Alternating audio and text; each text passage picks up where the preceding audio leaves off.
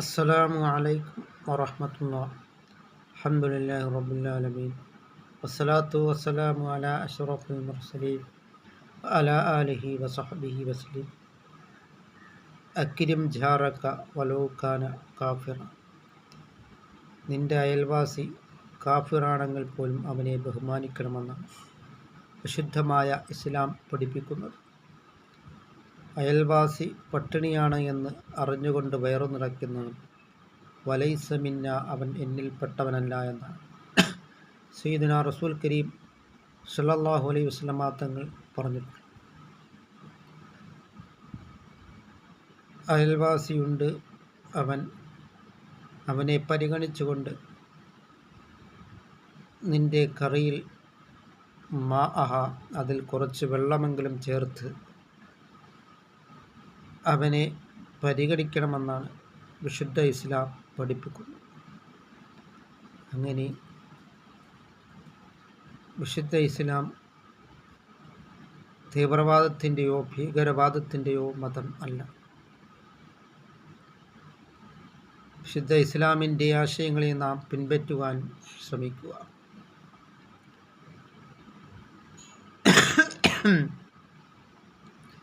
യഥാർത്ഥ മുസ്ലിം എന്ന് വെച്ചാൽ മൻ സലിമൽ മുസ്ലിമൂന മിൻ ലിസാനിഹി വയദിഹി, മുസ്ലിമീങ്ങൾ രക്ഷപ്പെട്ടിരിക്കുന്ന അവൻ്റെ നാവിലാലും കയ്യിനാലും സുരക്ഷിതനായവനാണ് യഥാർത്ഥ മുസ്ലിം എന്നാണ് സയ്യിദുനാ റസൂൽ കരീം സ്വല്ലല്ലാഹു അലൈഹി വസല്ലം തങ്ങൾ പറഞ്ഞിട്ടുള്ളത്.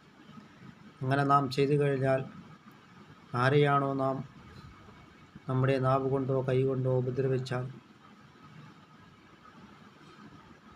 നാം ചെയ്തതായ അമലുകൾ, നിസ്കാരങ്ങളും നോമ്പുകളും ദാനധർമ്മങ്ങളുമെല്ലാം മറ്റുള്ളവർ കൊടുക്കുന്നതായ ഒരു ദുരവസ്ഥയാണ് ഉണ്ടാകുന്നത്. അതുകൊണ്ട് നാം അതെല്ലാം നിഷ്ഫലമായി പോകുന്നതാണ്. അതുകൊണ്ട് നാം നമ്മുടെ നാവ് കൊണ്ടും കൈ കൊണ്ടും നാം മറ്റുള്ളവരെ നാം ക്ഷതമേൽപ്പിക്കാതിരിക്കുക. അങ്ങനെ നാം ഒരു യഥാർത്ഥ മുസ്ലിമായിട്ട് നാം ജീവിക്കുവാൻ നാം ശ്രമിക്കുക. അങ്ങനെ നാം അള്ളാഹുവിനെ നാം തഖ്വ ചെയ്ത് നാം ജീവിക്കുവാനും ശ്രദ്ധിക്കുക. അല്ലാഹു തആല നമുക്ക് തഖ്വയിൽ അധിഷ്ഠിതമായി ജീവിക്കുവാനും സയ്യിദുനാ റസൂൽ കരീം സ്വല്ലല്ലാഹു അലൈഹി വസല്ലം തങ്ങൾ പഠിപ്പിച്ചതായ രൂപത്തിൽ ജീവിക്കുവാനുമുള്ള മഹാസൗഭാഗ്യം അല്ലാഹു തആല നമുക്ക് നൽകുകയും ചെയ്യുമാറാകട്ടെ.